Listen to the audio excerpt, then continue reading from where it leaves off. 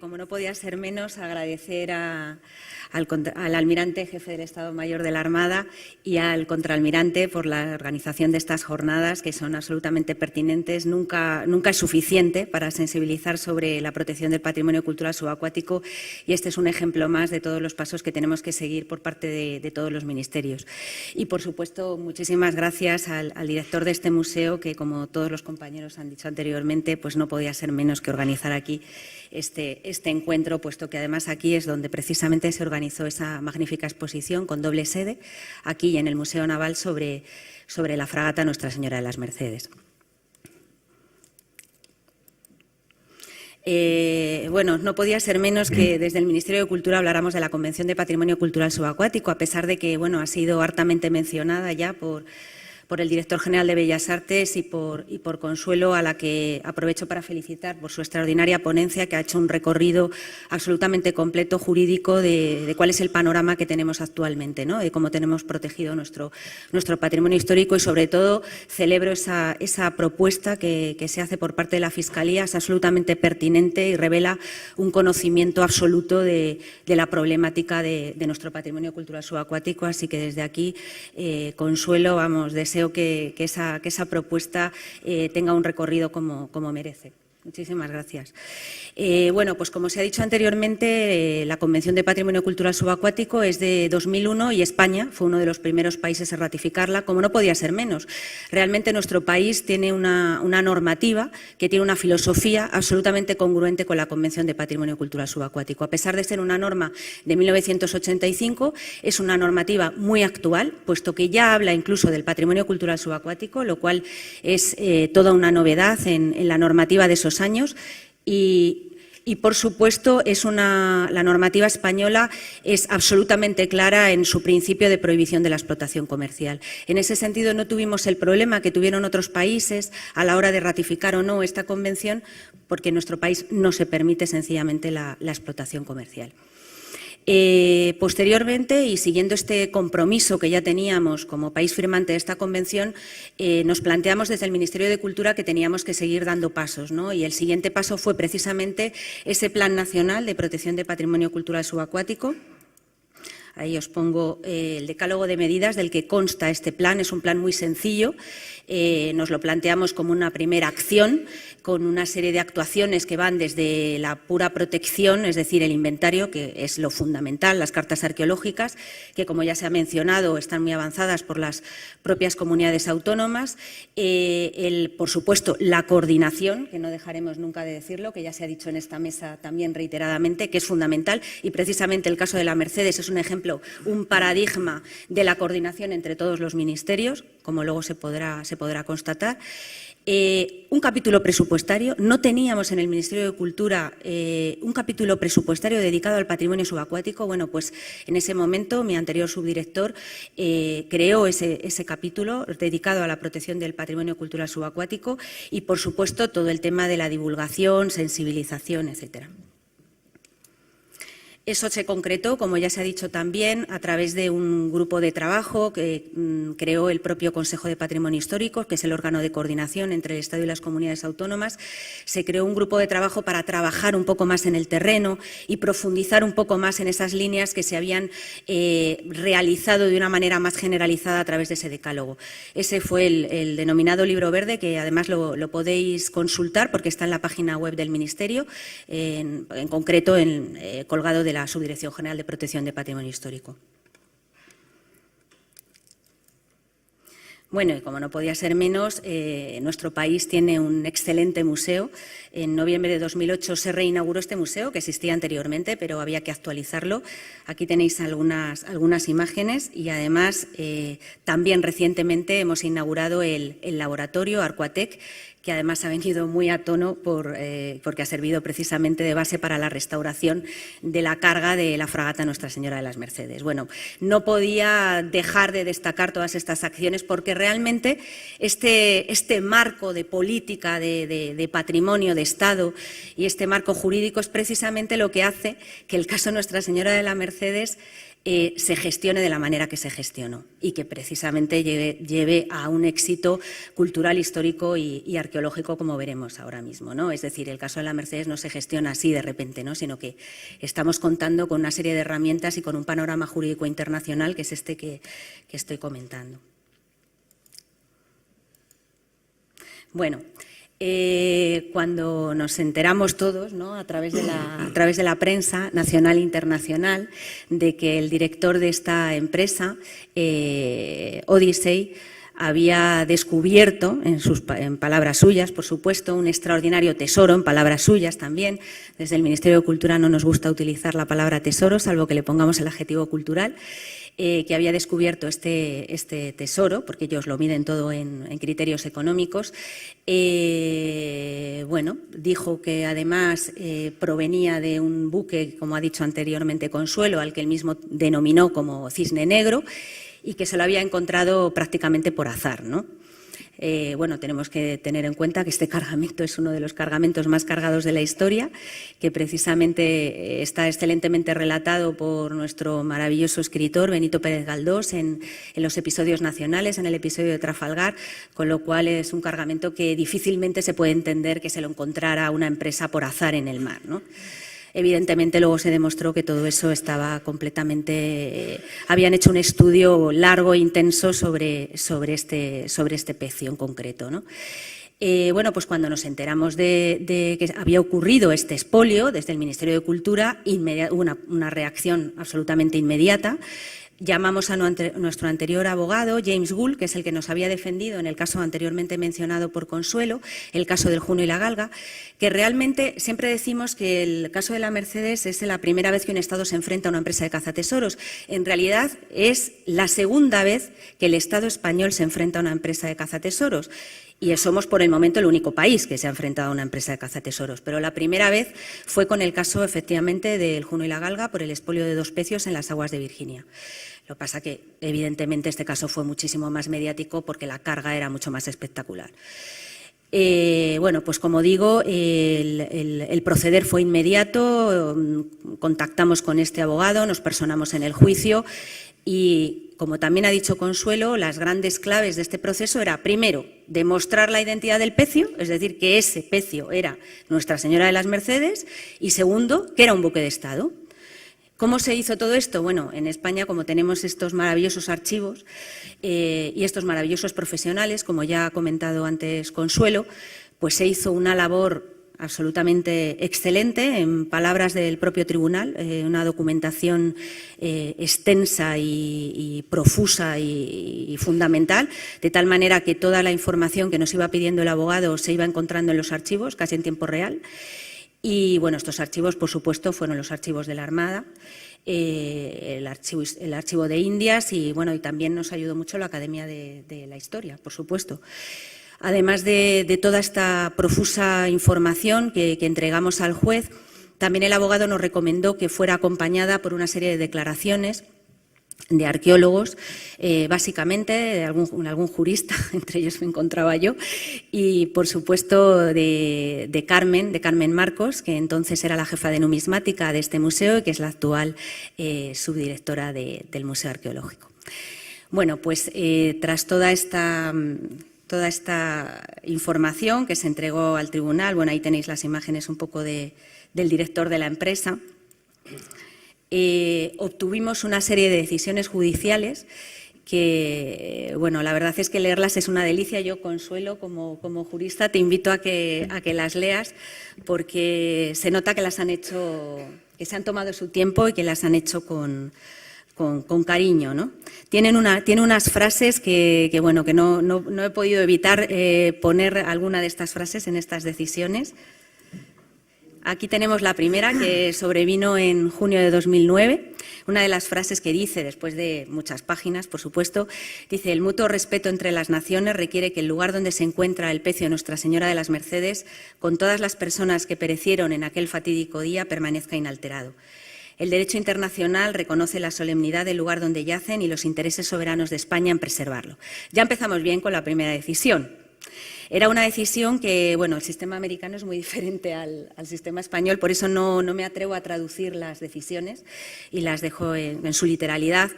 Ya la verdad es que nos insufló mucha esperanza en que este caso pues tenía ya muy buenas, o sea, que íbamos muy bien, ¿no?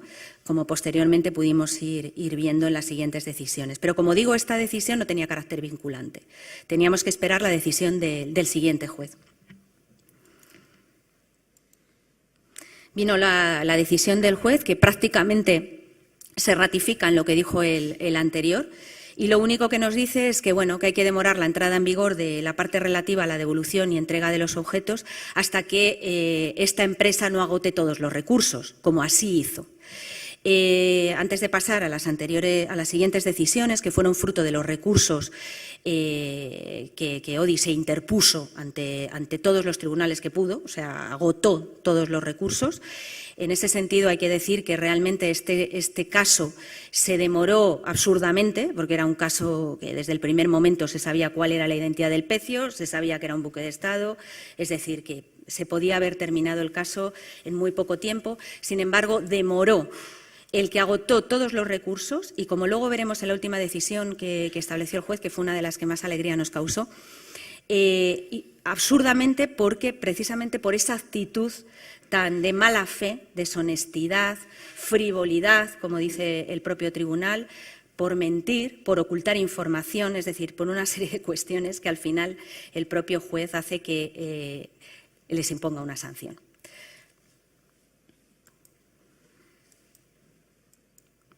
Bueno, aquí tenéis la siguiente decisión, fruto del recurso de apelación, que bueno, vuelve a reiterar que el pecio Nuestra Señora de las Mercedes es un buque de guerra y que sería una ofensa que el cargamento no volviera a España.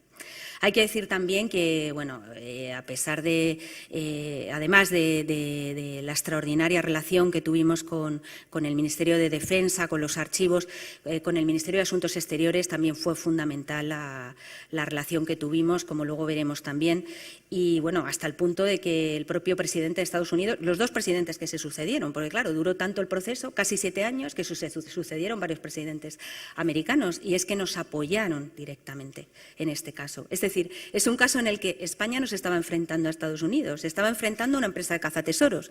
Y además, como tenemos un tratado de reciprocidad entre Estados Unidos y España, por el cual nos reconocemos la inmunidad soberana de los buques de Estado, pues es que blanco y en botella. Es decir, yo siempre digo que es un caso de libro, a pesar de que la prensa no siempre lo sacó de una manera muy certera, ¿no? Pero es verdad, o sea, todas las decisiones fueron a favor de los intereses de España, de una manera clara y contundente, como podéis ver a través de estas pequeñas frases, porque las decisiones son muchísimo más largas. Y luego, por último, o sea, recurrieron hasta, como tú sabrás, Consuelo, hasta el Tribunal Supremo, que bueno, el abogado estaba bastante impresionado porque nos decía, pero es que esto es alucinante porque el Tribunal Supremo solo acepta normalmente el 5% de los casos que se le presentan, lógico. Y además, normalmente cuando adolecen de un estado de algún defecto de forma y tal, bueno, o de un error legal importante, que no era el caso, claro. Nada, el Tribunal Supremo resolvió inmediatamente diciendo que se reiteraba en todas las decisiones anteriormente recaídas, ¿no? Bueno, pues ya con todas estas decisiones os voy a comentar la última, que aunque bueno, cronológicamente estamos un poco más allá de lo que luego os voy a contar. Esta es la que os anunciaba, que bueno, que la verdad es que nos fue recibida con gran alegría porque en un momento dado nos planteamos, bueno, concreto, hablando con el abogado, le planteábamos eso, decir, bueno, y no podemos reclamar a esta empresa que nos ha expoliado un yacimiento, nos ha extraído cosas que nosotros no teníamos necesidad, quería lucrarse económicamente con un cargamento que era español, o sea, y nos tenemos que quedar así, o sea, directamente, vale, las decisiones son a favor de España, pero nos gustaría dar un paso más, ¿no? Y darle, no sé, algún tipo que hubiera algún tipo de sanción a esta empresa, esto es normal en Estados Unidos. Y nos dijo, no, la verdad es que es muy raro que haya sanciones económicas, en Estados Unidos es muy raro, pero lo podemos intentar. Claro, ¿qué pasó? que los jueces estaban de la empresa, bueno, no voy a decir la expresión, pero bueno, estaban hasta el último pelo, porque realmente les estaba obstaculizando sus decisiones, porque estaban demorando que el juicio se terminara y porque estaban ocultando información. Ya el colmo fue, que por eso yo creo que vino ya esta resolución final, que el juez ya se desahogó en esa decisión, y es que, claro, hubo un momento en que los investigadores habíamos pedido un inventario a la empresa y no cuadraba la ficha de carga que daban ellos con la carga que existía fruto de todas esas investigaciones. Entonces, como no cuadraban, pues algo había ahí que estaban ocultando. Efectivamente, habían ocultado parte de la carga, que no era precisamente las monedas digamos, de más valor, pero eran justamente una serie de piezas que eran claves para demostrar que precisamente era Nuestra Señora de las Mercedes, porque eran monedas que se veía que estaban ennegrecidas y fruto de una explosión, y una serie también de botones que eran la evidencia más fehaciente de que habían sido fruto de una explosión y las tenían guardadas en un local en Gibraltar, ¿no? Entonces, claro, eso ya fue el colmo de los colmos. Tuvimos además que hacer gestiones con la Commonwealth, con la oficina de la Commonwealth en Reino Unido, con las autoridades británicas y, bueno, por supuesto con nuestro Ministerio de Asuntos Exteriores, que fue, como digo, fundamental también en este momento. Entonces, claro, después de todo este recorrido y de toda esta actitud que había tenido la empresa a lo largo de todo el proceso, recibimos esta resolución en septiembre de 2013 en la que, bueno, dice, y es textual, por su frivolidad y mala fe continuada a lo largo de todo el proceso, al negarse a identificar el precio a unas sabiendas, porque lo sabían desde el primer momento que era Nuestra Señora de las Mercedes, y por su desafiante resistencia a las decisiones judiciales. Es que, claro, entonces, bueno, pues obtuvieron su merecido y se les condenó a pagar la tercera parte de lo que había costado todo el proceso judicial. Bueno, pero aquí no acababa la cosa, claro. Después de haber ganado este caso, nos enfrentábamos a otro de los grandes retos. Nos habíamos enfrentado a un auténtico reto jurídico, ¿no?, que es un auténtico precedente jurídico internacional, y ahora nos enfrentábamos al reto de retornar toda esa carga que era tan inmensa, ¿no?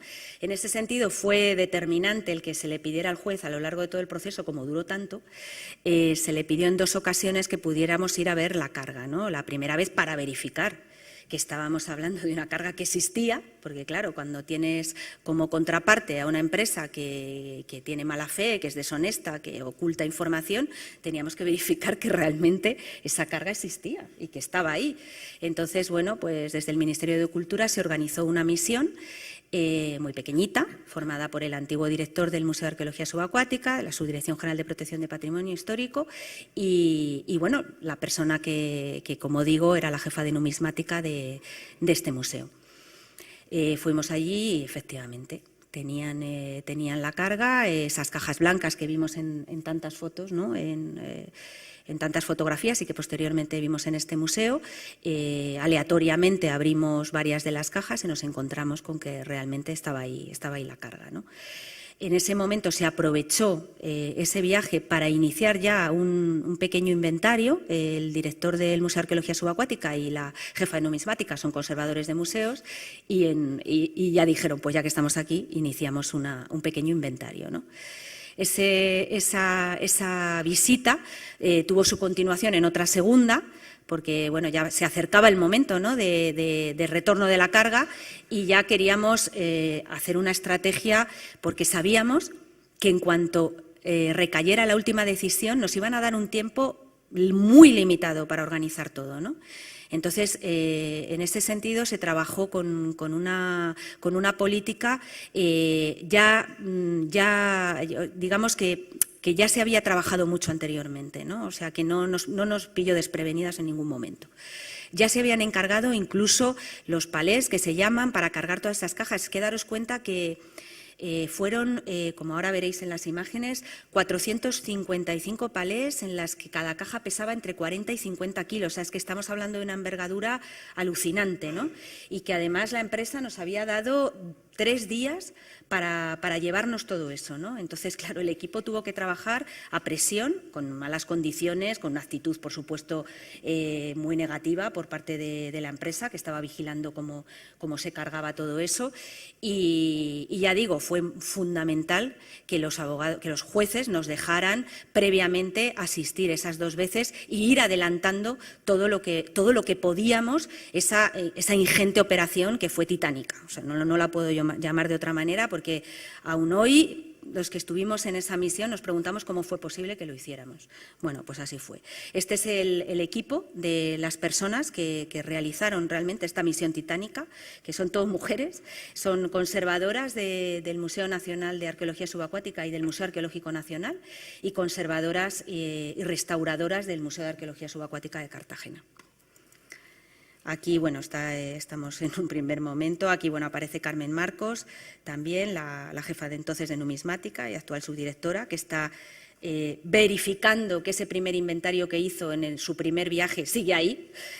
Y como veis, muchas de las monedas, la verdad es que fue espectacular, porque desde la primera visita que hicimos nos dimos cuenta de que ya estaban, como digo, en blister, paquete regalo, vamos, ya para venderlas inmediatamente, ¿no? Además nos decían, me parece que está Carmen por aquí, nos decían, mira qué limpias están. No, claro, limpísimas, ya las habían puesto en su bolsita y todo para la venta en el mercado. Aquí tenéis también varias imágenes. Bueno, aquí en movimiento de cómo se iba trabajando. Esta fue una de las piezas más sorprendentes, porque además en nuestro primer viaje, la primera vez que destapamos una caja, la que apareció fue una de este tipo, ¿no? Fue muy emocionante, ¿no? Con esta forma de saca tan espectacular.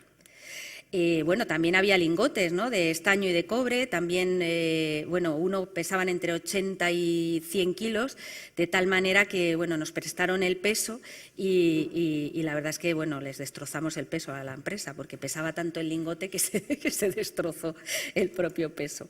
Y aquí, bueno, una de las cajas de rape, que también fueron una de las piezas expuestas en este museo.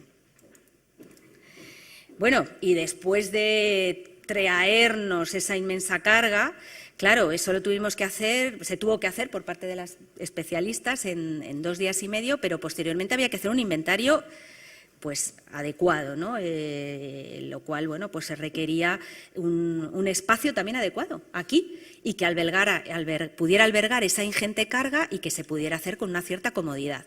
Bueno, el traslado de ese cargamento se hizo, por supuesto, teniendo en cuenta los medios de las Fuerzas Armadas. Salió un avión, los Hércules, de las instalaciones de Tampa a Torrejón, y de Torrejón fue escoltada todo ese cargamento por la Guardia Civil hasta el Ministerio de Cultura, porque, claro, el antiguo director de Bellas Artes, se lo comentamos y decíamos, ¿y dónde hacemos esta labor de inventario? Bueno, pues qué mejor que el Ministerio de Cultura, que había sido un banco y, por lo tanto, tiene una caja fuerte que podía albergar perfectamente ese cargamento.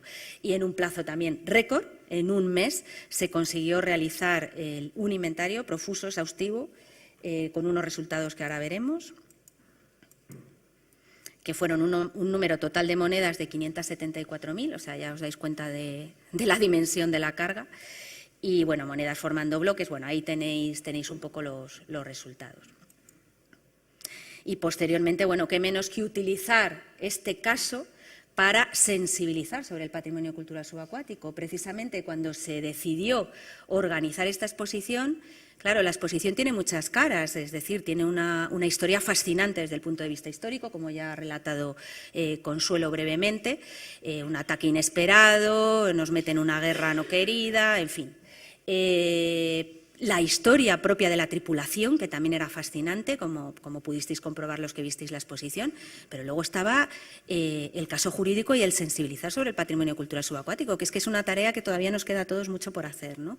No sé, no sé Jesús qué opinión tendrá, pero parece que sobre el patrimonio terrestre hay una mayor sensibilización y si ocurre algo en un yacimiento en tierra todo el mundo se lleva las manos a la cabeza, pero si se expolia un yacimiento subacuático, bueno, pues no sé, como hay tanta literatura, como ya ha dicho Consuelo, de piratas, que se ven como héroes románticos, etcétera, que flaco favor nos han hecho, pues bueno, todavía no hay tanta sensibilización. Entonces la exposición fue fundamental, fue una catapulta brutal para sensibilizar sobre el patrimonio subacuático, y eso hizo que ocupara una parte de la exposición. Es decir, en esa exposición, además nuestro director anterior también era jurista, como Miguel Ángel, y entonces hubo una parte en la que estaban todas las decisiones, en las que se sensibilizaba sobre la protección del patrimonio subacuático, diciendo que es un patrimonio de la humanidad. Y bueno, no terminamos ahí, tuvimos también que iniciar una expedición al sitio para ver qué es lo que habían hecho, ¿no? O sea, cómo había quedado ese yacimiento arqueológico. Y la primera expedición era, en primer lugar, saber si las coordenadas que nos habían dado eran correctas. Porque, claro, con esta contraparte que teníamos, habíamos pedido las coordenadas al juez y no sabíamos si en esa primera expedición siquiera si íbamos a encontrar si se iba a encontrar el yacimiento, porque no sabíamos si las coordenadas eran las correctas. Bueno, pues efectivamente fueron las correctas. Además hubo un tiempo estupendo, eso hizo que se pudiera trabajar durante toda la semana de campaña y se pudo documentar el daño causado e identificar sobre todo la extensión total del yacimiento. Aquí tenéis varias imágenes, se hizo a través de esa colaboración magnífica con el Instituto Oceanográfico y con el barco Ángeles Alvariño, otra vez un ejemplo claro de colaboración entre instituciones, entre administraciones. Y, por supuesto, como también ha mencionado Consuelo, se ubicó una placa de carácter conmemorativo en honor a todas las personas que fallecieron, como en palabras del juez, en aquel fatídico día, ¿no? Se hizo un mapeado arqueológico, análisis del estado actual del pecio, un levantamiento batimétrico y se constató que, bueno, que los medios que había utilizado Odisei eran absolutamente destructivos del yacimiento. Estas son algunas imágenes. Bueno, siempre se dice por parte de los arqueólogos que la pieza de mayor valor, lógicamente, es esa maja que tenéis a mano derecha de oro, y que en esta segunda expedición, de la que sabe muchísimo más Jesús, porque tuvo el privilegio de embarcarse en esta segunda expedición. Bueno, aquí tenéis las publicaciones que hicimos de esa primera, con 2 vídeos, una publicación en inglés y en español. Y esta segunda expedición, lo que se ha conseguido precisamente es extraer esa segunda parte de la maja, es decir, el almirez, y extraer una serie de objetos. Lo que pasa que esta campaña, digamos que no ha tenido esa suerte con el tiempo, porque durante 5 días han estado embarcados sin poder trabajar debido al temporal que existía en nuestro país en esos días. Lo que ocurre es que, bueno, parece que aquí siempre se trabaja en un tiempo récord y en un fin de semana consiguieron sacar prácticamente toda la vajilla que habían atisbado en la primera expedición. Aquí tenéis, esta es parte de la vajilla que se sacó en la primera y, bueno, todavía, como realmente la rueda de prensa fue el martes, no tengo todavía imágenes oficiales, digamos, para poder haber incorporado en la presentación, pero son 34 piezas, como ya se ha dicho por los periodistas el martes pasado, en la que hicimos la rueda de prensa. Son 34 piezas que completan toda esta vajilla que se había iniciado a sacar en la primera expedición. Bueno, pues nada más, muchísimas gracias.